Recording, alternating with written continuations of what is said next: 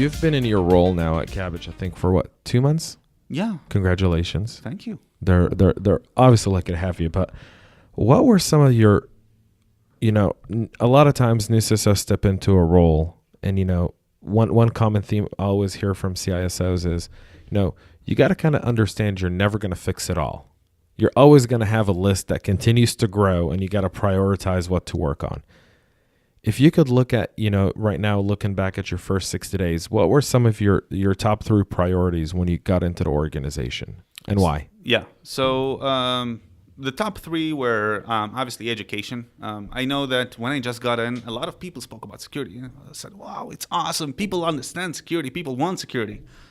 Because when I came in, we actually had certain people that were, doing security part of their jobs. It's like a champions program without actually establishing a champions program. So I wanted to scale it up, and this is one of the things that I was looking at: education, making sure that people understand not only the foundations of security, the ISMS standards, right, but also how to handle with phishing and how to handle with this types of attacks, and how important it is to have a certain password policy. This is, by the way, pretty cool example, because a lot of people get into the job of a CISO, and then they kind of they open the ears for 3 months, and then decide what to do. But we're less than 500 people at this point, and it allows you to run very quickly. So one of the things that I did is just I ran a survey with not all people, but with good enough number of people. And I asked, what would be the password policy that you'd prefer to have? Mm-hmm. And there is the default stuff that you can probably see in other companies, like the 8 characters with complexity, and you need to change the password every 30 days or 90 days, depends. Or never. Or never, right?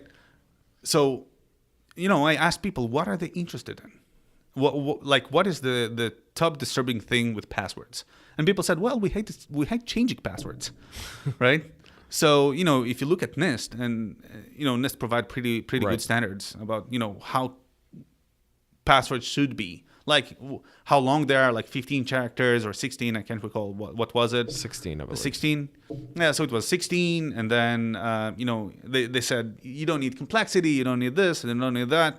And when you look at the whole thing, you can provide an alternative to the people and say, well, you don't want to change passwords. That's how it's going to be.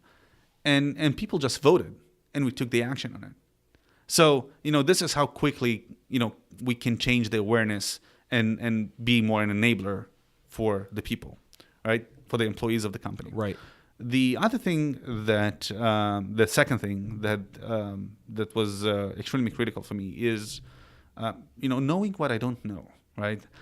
You can call it threat detection and response. You can call it cyber resilience. But eventually it was, identifying what I don't know and how do I enable the business to know things related to security that they don't know yet. So, we're a fintech company, obviously.